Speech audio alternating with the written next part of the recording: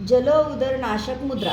जल म्हणजे पाणी, उदर म्हणजे पोट आणि नाशक म्हणजे नष्ट होणे. कनिष्ठाला जलतत्वाचे प्रतिनिधित्व करते. पोटातील अतिरिक्त जलतत्वाने नियंत्रण जलउदराच्या मुद्रा करते. कृती: अंगठ्याच्या बुडाशी कनिष्ठीचे टोक टेकवा आणि कनिष्ठीच्या मागच्या बाजूला अंगठा हलकेच टेकवा. परिणाम: शरीरातील अतिरिक्त जलतत्वाला जलउदर नाशक मुद्रा हटविते.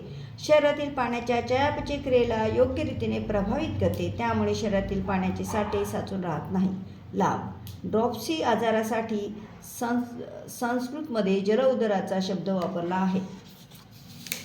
पोटात जास्त प्रमाणात पाणी साठल्याने हा आजार होतो. जलउदर आजाराला बरे करणारी ही मुद्रा, म्हणूनच जलउदरनाशक मुद्रा. या मुद्रेमुळे हत्तीरोग बरा होतो.